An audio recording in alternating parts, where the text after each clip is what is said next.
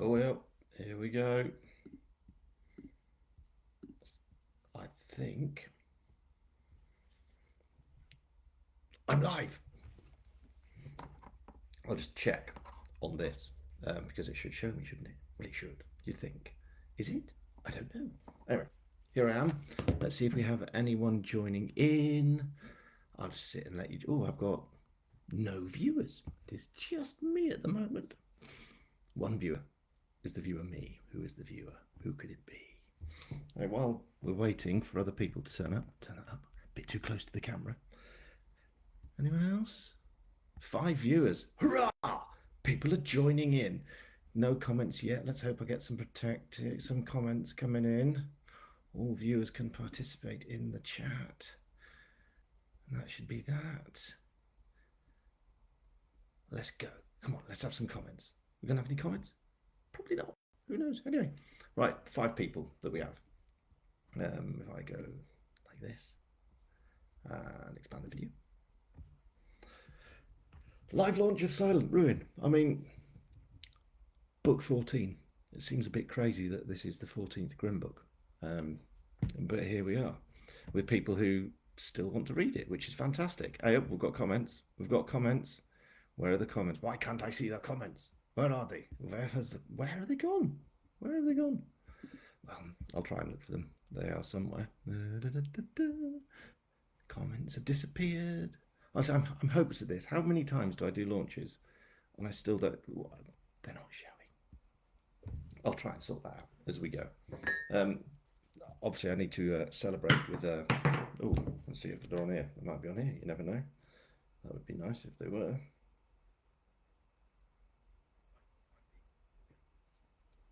There we go. Comments.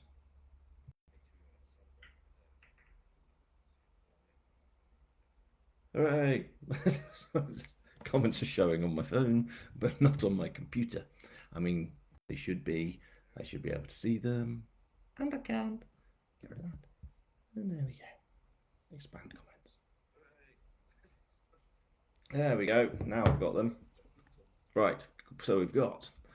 This is why I do the hello everyone bit. At last. So we've got Julie Carrot from Western Australia. Hello. I think this is crazy. It's mad that I can speak to people that far away and that people actually read it from that far away. We've got Kathy Rowe. Hi, David. Hi, Kathy. Hi, Carol Zorzo. Sandra Leavesley. Jill Gristwood from Middlesbrough. Elaine Moore. Helen Jackson. I'm glad you're excited as well about book 14. I am. It just seems a bit mad, doesn't it? Oh, goodness. I've got Gordon Smith. The Smithlington. Obviously, I'm assuming most of you know who that is. The old Alex Smith there, author of the DCI Cat stuff. And who else we got? Anyone else? Oh, there's loads of people actually. We've got Hella from Florida, from Dorothy Brown, got South Africa, Alan Patterson. Hey, Jackie's on. We've seen you next week, Jackie, which will be good fun. This is mad. There's loads of people. I've got 40. Maybe I should do my launches in this time. I usually do them in the evening, don't I? I usually do them at about 6, 7 o'clock, I think.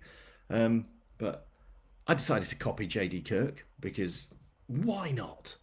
And here we are doing a 2 o'clock launch. He did one at midday, and it seemed to go okay. So I'm doing one now.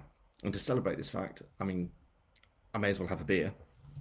I've got 2 beers this time. Obviously, I've got this cheese and this cake.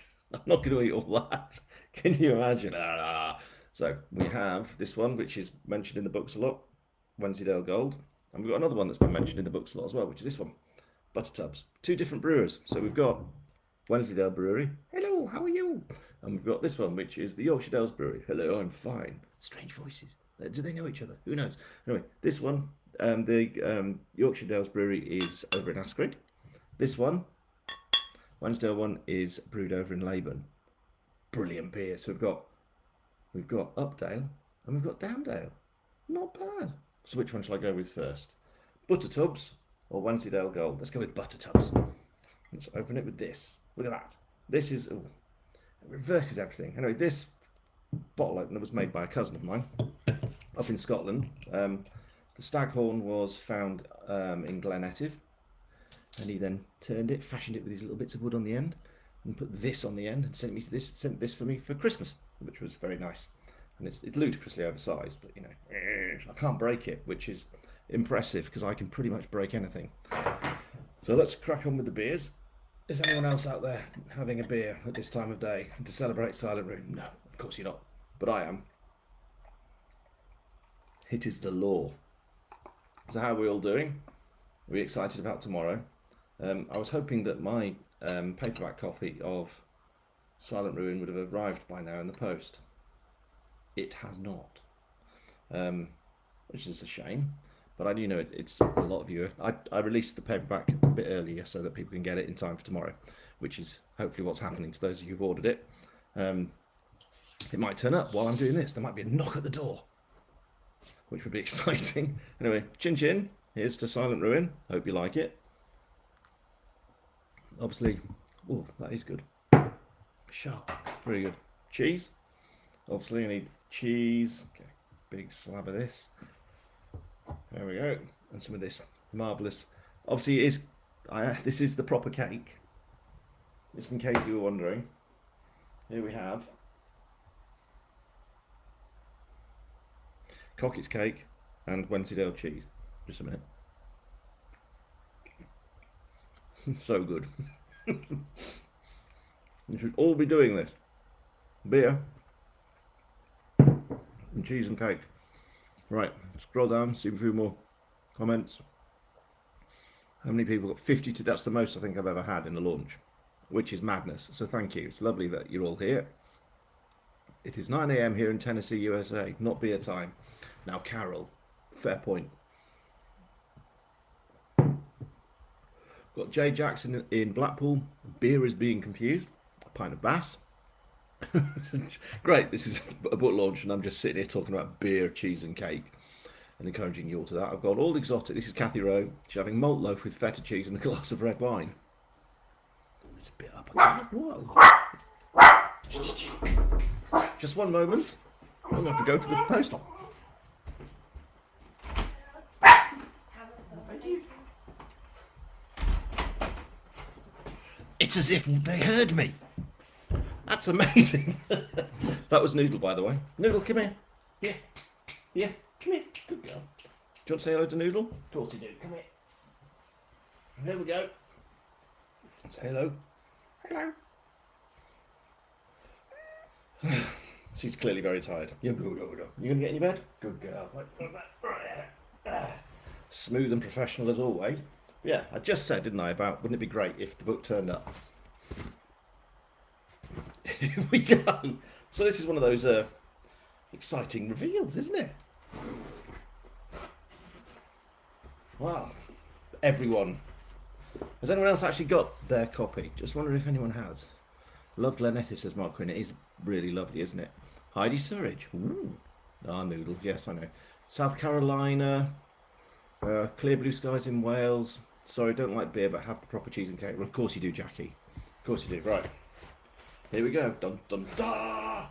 Ta-da! There we go. Let's see if I can scroll that down for myself, not you. There we go. Doesn't that look nice? There we go. There we go. New copy of Silent Ruin. We've got Midland Castle on the front there. Midland Castle, which is an amazing place. I've put some photos in there. If you're a VIP, which I guess most of you are, if not all of you, you'll have seen that there are pictures of that on the website. Yeah, brilliant. And there's a little dedication in there to a certain someone who hasn't read this yet, but when he does, he'll be very surprised. Brilliant. It turned up. How cool is that? First copy. The smell of a new book. Right, I'll put that down there. Just scroll through again. Who have we got? Yeah, right. 59 people now. Order of the day. Well, we've had the reveal of this. I feel like there should be a Yorkshire fanfare. What would that be? A brass band? Maybe. We'll have to see. I have questions. 5 of the questions. I think 1, 2, 3, 4, 1, 2, 3, 6 questions I've got. So I'll read through those in a bit. Yeah, those. And I've got this. chapter 1, well, not all of chapter 1, because that's quite a lot of words and you'll all fall asleep. I shall do the usual thing of an exclusive read through, if you're up for that. You've got no choice. I'm here for the next however long to read to you and be excited by drinking beer and eating cheese and cake. Here we go. What about this? It's always exciting, it's always really nervous. I'm now terrified for the next 7 days. Like any author, the launch of a book is an exciting thing mixed with a terrifying thing. So it's like, I'm excited, I'm terrified, I'm excited, I'm terrified. So it's a bit of a mess in your head, really. But yeah, this is out tomorrow. Paperbacks, hopefully you'll be getting them today or tomorrow. And I hope you like it. So that's the fear, isn't it? That everyone goes, don't like this one. Hopefully you will. I had a lot of fun writing it. But we can talk about that in a bit, can't we? Right. Robert Ians used to play in the Grimethorpe Colliery Brass Band. That's what we need. We need a Grimm theme tune. That's a competition, isn't it? Can you imagine? Right. 66 viewers now. What's going on? Who are you all? It's brilliant. Right, I'm going to read from, because I've read off screen before. The screen. It's like Matrix, some kind of power. And I think when I flick screens, it's gone wrong before. On that, the last launch we did back in February went terribly wrong. It was catastrophic from start to finish. I think I did 3 or 4 videos because it kept crashing. The reason for that is because our internet's rubbish. Not anymore. We've now had a fancy, we've got Starlink. So obviously I'm expecting the Terminator to turn up at some point because it is somewhat reminiscent of Skynet. But we'll see. Hopefully we're okay. But we've now got really good, really good internet. Look, I'm not even pixelating or anything, and I can do that. And it's all fine. So yeah, hopefully it will all be all right. I won't have to switch or do anything anyway. I've managed 12 minutes of wittering on, which I'm sure is extremely boring. Are we all comfortable? Are we ready to listen? I'm not going to read the whole chapter, as I said. It's what I usually do, which is about 800 words. So that's why I shall read this. And we'll say, obviously you've also all had a sample anyway, haven't you? But that's for later in the book, whereas this is actually the first part of the first chapter. So, ready? I am. Chapter 1. 17-year-old Ellie Hodgson read the note she'd written one last time before slipping it into an envelope and turning off her music. Leaving her bedroom, she headed through the house. The only sound she could hear was the one she had been trying to drown out. Her dad, in his office, shouting down the phone, and it wasn't even 8 AM yet. Slipping quietly down the stairs, her hands slid along the smooth wooden banister to sweep her to a landing sat beneath a large ornate window, the intricately patterned and brightly coloured glass showing a proud horse and rider. Ellie ignored it, skipping past and down to the ground floor, to then creep along the hall to the front door. She paused outside her father's office and leaned her ear against the door. The conversation on the other side was muffled, but not so much so that she couldn't make out the subject was money and business. But what else did her dad ever really talk about now anyway? It hadn't always been like that. She missed him, she missed them, which was why she had to leave. Not forever, but for long enough, though how long that would be, right then she had no idea, which only made it more exciting. Ellie rested a hand against the wooden door, almost as though she was trying to send the man some sense of the love that she had for him through the wood. The shouting continued. She moved away, tiptoeing down the hall, passing her favourite photo hanging on the wall, the one of her and both of her parents, Mum smiling, Dad laughing, both of them hugging her tightly. So long ago now. She opened the front door, and a roar from her father chased her out into the morning. At the end of the drive, a smart car the colour of fresh cream was parked. The driver climbed out, and a man with short, dark hair and sunglasses climbed out. He waved to Ellie, though his face remained still and emotionless, then opened the rear door. Ellie returned the wave as, from the back of the car, a man she had known for years appeared. Mr. Phillips, her father's business partner, wasn't involved much in the day-to-day running of what her father did, but he'd been there since the event that had changed everything. He was smartly dressed in a brown pinstriped suit, and around his wrist shone a gold watch. The suit seemed baggy on him, she noticed, certainly more so than it had been the last time he had been here a few months ago. Mr. Phillips was on the phone. Ellie wondered if it was at the other end of the conversation her father was having. He smiled, slipped his phone into his pocket, then strode over and gave her a hug, something he had never done before. "Here I am again, Ellie," he said. "How are you?" Behind him, back at the car, Ellie saw the other man go around to the other passenger door and open that as well. A woman climbed out with her dark brown hair in a bob, a blood-coloured trouser suit, and some of the most impressive shoes Ellie had ever seen. "I'm okay," Ellie replied, stepping back a little. "Dad's inside." "I know. I've just been speaking to him."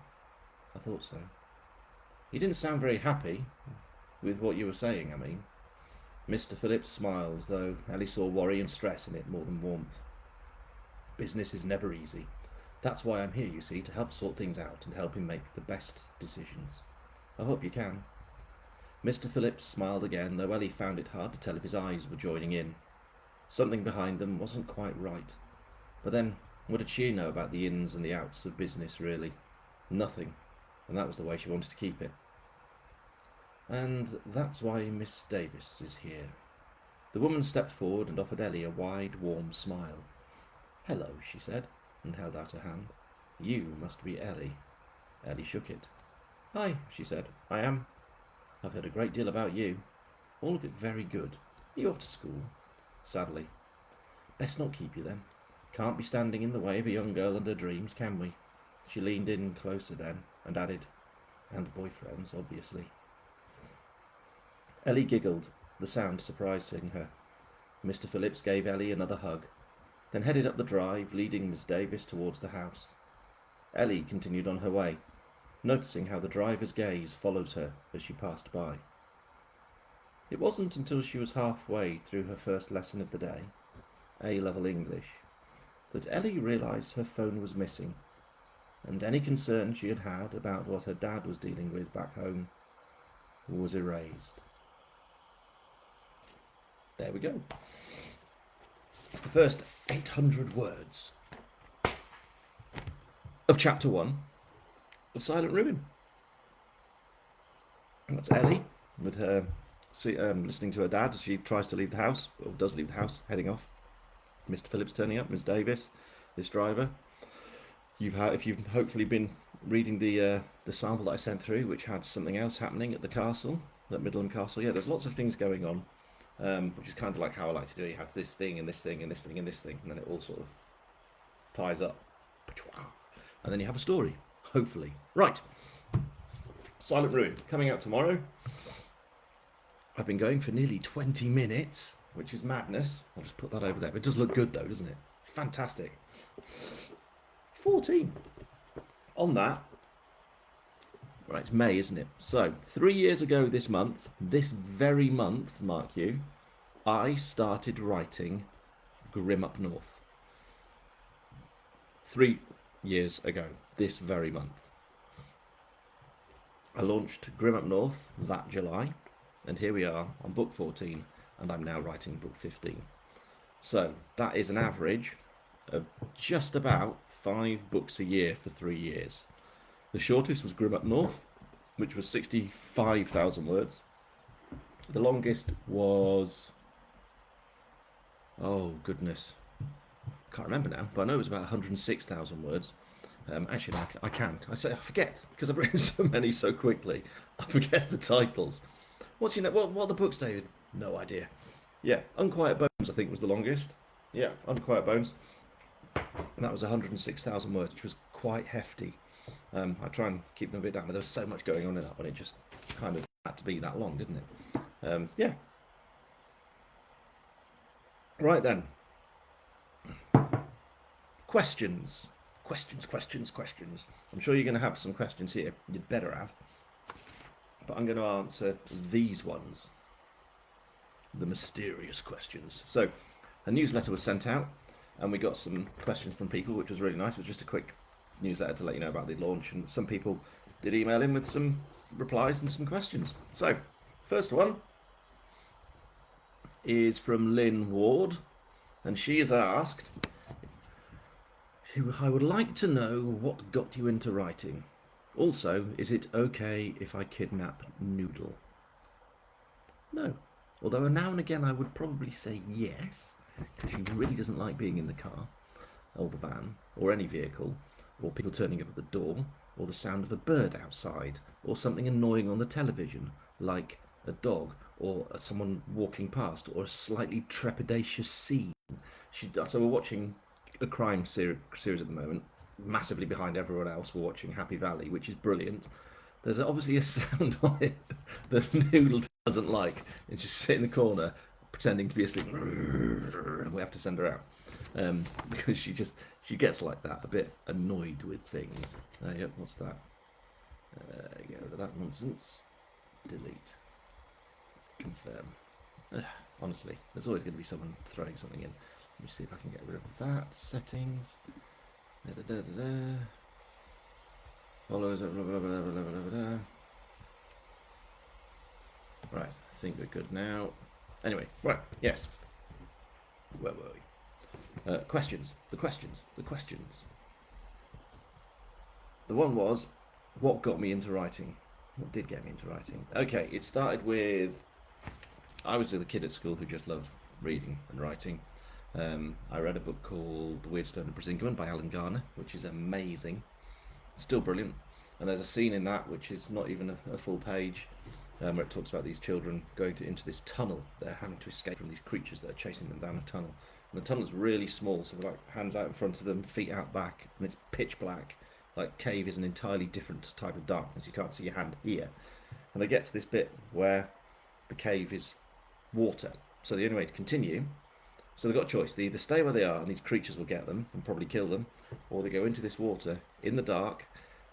That's the choice. Stay and die, or go into the water and possibly die. So they don't know if the tunnel they're in will continue down, if it will pop up again. So in they go. And I remember this bit being absolutely terrifying, and it still is. It's a brilliant bit of writing, really sparse but perfect. And I thought, oh, I'd like to do that, I think. So yeah, from primary school I was just writing. Well, I didn't type obviously at that time. I don't know what that is. Pen. And yeah, I just wrote. My first book was published when I was 18. I've written lots of different things from all over, really. And now here I am. I was a full-time children's writer for a while, like the likes of J.D. Kirk and Alex Smith. And yeah, we now do this. I now write crime full-time, which is brilliant. And it's kind of J.D. Kirk and Alex Smith's fault, to be honest. I listened to them because we've known each other for a very long time. We've appeared at events. So we've known each other for ages, and we talk together far too much. And you've obviously all seen us on photos together. So yeah, 3 years ago today, I started Harry Grimm. Many years ago, I decided I wanted to become a writer, and I've just turned 50. It's still amazing, clearly. And here we are. So there you go, Lynn. No, you can't kidnap Noodle, but that's how I became a writer. Right, John Clueth. Here we go, John. Are you there? Maybe he is. I hope so. We know you are amazingly prolific. Sweet silver talking devil there. You like to write fast, and you always aim for a quick turnaround while still delivering top quality books. Well, that's very kind. I try. So the question is, have you made a start on writing the next one yet? And will we get another exclusive title reveal? Right. Yes, I have. Because the way this works is that I have to mention the next book in this book. So when you get the ebook, and when you get this one, you'll see that there's a list at the back. And there's also like a little section at the end of the final chapter, and that will tell you about the next book. So I've planned the next book and started writing it.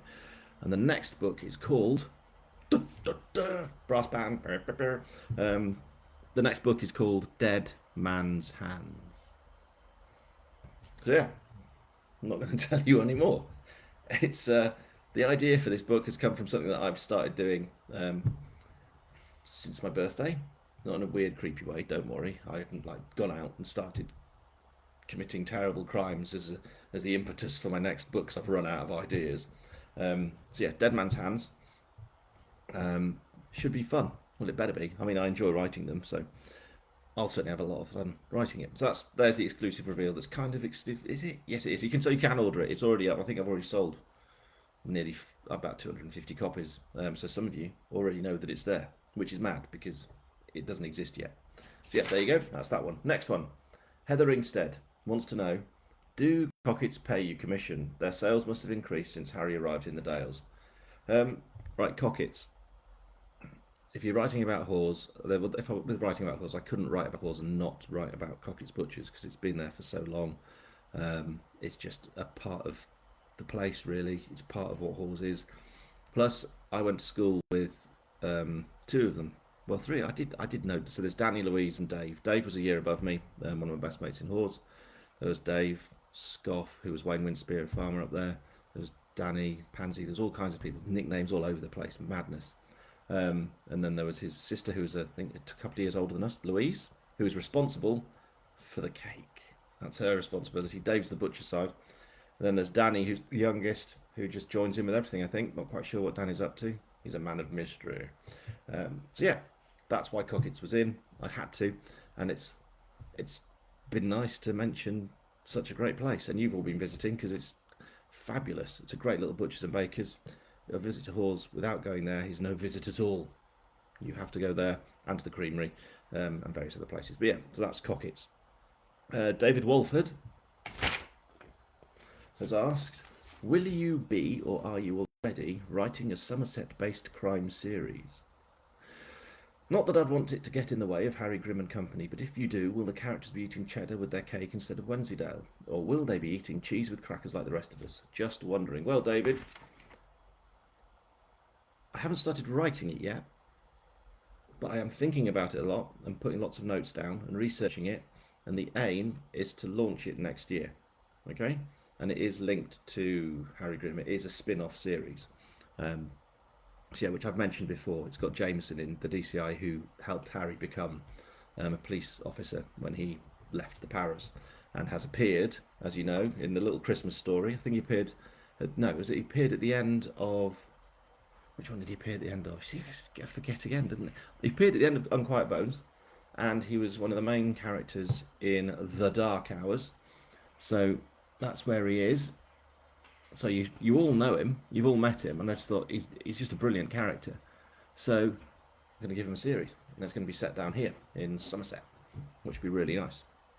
But don't worry, that doesn't mean I'm stopping writing Grimm. I can't stop. I like him too much. So there we go. With regards to what we'll be eating, cheddar, yes. Cider, which would be nice because I do like a bit of cider. We've got some great stuff around here. So cider and cheddar for sure. Cave cheddar, no doubt. We've also got wonderful delicacies like lardy cake or lardy bread. I've got a recipe that I will no doubt do at one point. Maybe I should do that when we launch the series. You think so? Maybe jot that down. But yeah, lardy cake, lardy bread, which is it's quite revolting, but it's also amazing. Which is bread, sugar, sultanas, and lard, and it's fab. Anyway, so there will be that, and I'll be taking you around the joys of Somerset, which will be great fun. So kind of like Grimm Up North, just in Somerset with a few different characters. So something to look forward to next year. We've also got Jill Gristwood has asked, will there ever be a prequel about Harry in his early years? He has a lot of baggage. I am tempted. I'm doing sort of, at the minute I'm doing like little cookies, they're called, little extras. So like little extra stories that happen through the novels. So with the one that I've just done, there was a little story that went out about Jaden heading off to Swaledale, which was sent out to everyone who is a VIP, and that was in the newsletter. And it will be, you can then get that through a link at the back of this book if you decide to join the subscription list. So I'm doing that. As to an actual prequel, well, we've got the prequel, which is Homecoming, which you should have read if you joined the VIP club. If you didn't, that's the way to do it. And Homecoming is about where Harry comes home from the Paras and finds bad things happening. And this is where he meets Jameson, and it's kind of key in how he becomes a police officer and switches from paras to the police. It would be difficult to know where to start because I could do Harry's career in the forces, I could do Harry as a kid, I could do Harry's early days in the police, which is actually quite a nice idea. Which should be Harry as a police constable. Can you imagine? Actually, that's a really good idea. Oh no, that's another idea. Too many ideas. Harry in Somerset as a maybe. I'll have a think on that. I've already thought. I don't need to think. That's a really good idea. Oh, honestly, you people with your ideas. Right, so that's that. Polly Wood has asked, is the Audible version released tomorrow too? Right, we were really trying hard with this, but because of the problems we've had with the internet, our internet being utter pants, we didn't have internet basically for 3 weeks, which was terrible. And that was PlusNet. So, not the PlusNet's listening, because of course it isn't, because its internet service is terrible. We had appalling service, they didn't help, and we gave up and went with Starlink. So there we are. So no, it won't.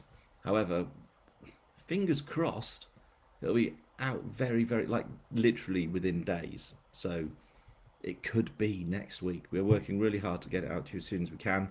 It was just, and we were going to have it out on the same day. It's just because we had no internet, we couldn't download things, the streaming and everything. It was an absolute nightmare. We had a lot of problems with trying to sort stuff out because I know I write books, but we do actually depend quite a lot on internet for stuff. So there we are. So that's a bit disappointing, I know. I don't know if... Is Doreen Asmus here? Is she here? I haven't seen her name. Let's just scroll through, see if I can see...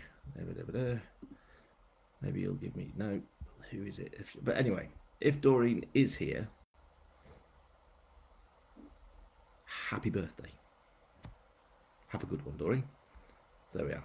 Doreen, happy birthday. Right. So yeah, that's a, I can't believe I thought of another idea. That's not great, is it? No, it is, but it isn't, but it is. So we'll see where we are. Right, let's see. Oh, sorry. Did you say when we get on Audible? That's from Sandra. Yeah, it'll be, we're just proofing it now. And as soon as it's proofed, it'll go through and then click. And we just have to wait for a couple of days. So fingers crossed it'll be next week. So hopefully that's okay. It's not the best, I know. We did try really hard. But there we are.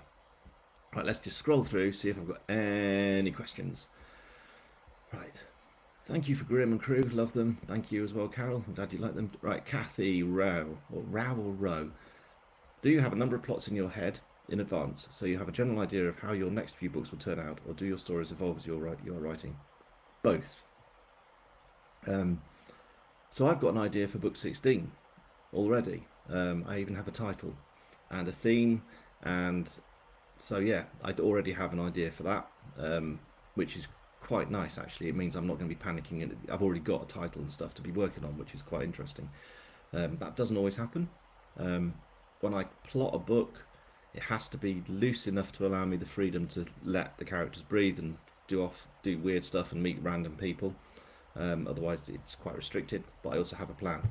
I've explained this before. It's something that Terry Pratchett said, that he plans, and in a way it's like, to him it's like standing out across sort of like a scenery bit with like, and it's full of fog. It's like loads of valleys in front of him. You're on top of a mountain and you can see the peaks of lots of other mountains poking up through the fog. Boom, doop, doop, like that. See, little peaks, but you can't see how to get to each one. The only way to get to them is to go into the fog, but you know where you've got to get to. So that's kind of how I plan to a degree.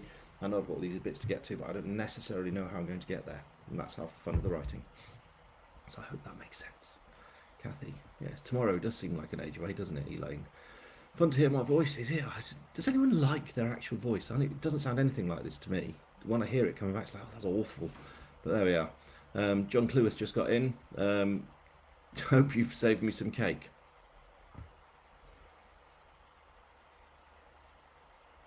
There's quite a lot of cake left, I'm afraid. But yeah, so there's plenty, John. Plenty. What else have we got?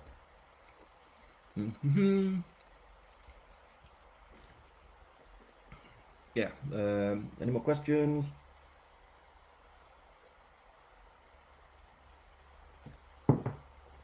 Someone's mentioned here that was it? Is it the Black Sheep Brewery? Yeah, the Black Sheep Brewery is closing, which is a bit of a shame, really. Bit of a shock.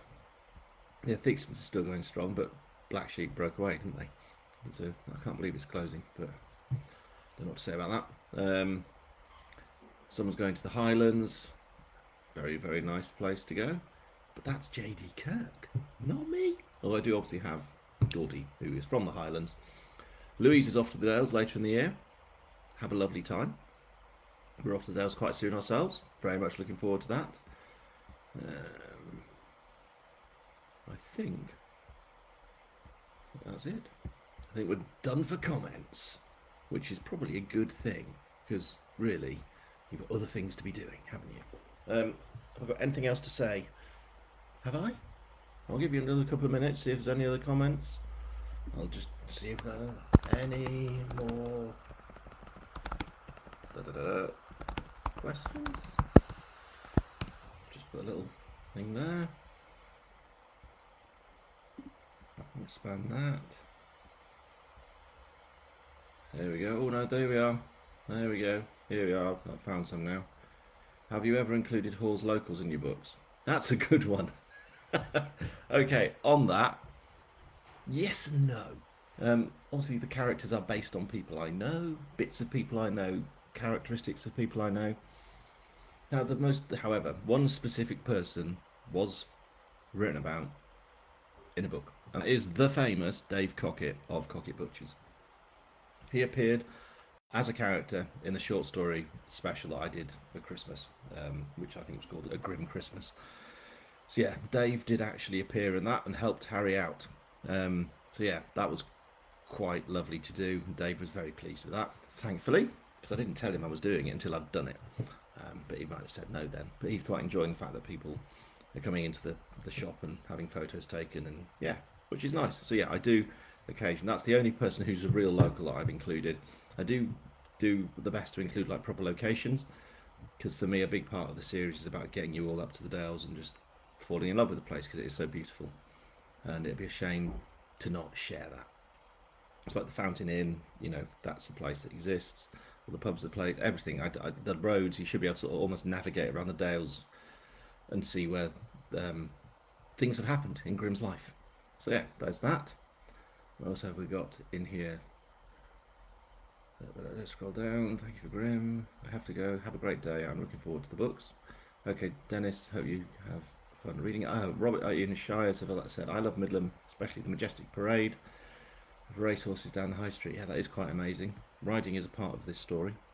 I had to, and it's Midland. I mean, that's the history of the place. What was it that prompted you to use Midland as the inspiration setting for the new book? The castle was, Rob. It was just such a great setting. I was thinking about doing Bolton Castle, which you can actually see from Midland Castle, just over the valley, the other side. But I love the idea of the ruins because it's such a great place to visit. It's very evocative, to use that word that we all use in essays when we're teenagers. It's very evocative. That'll get me an A.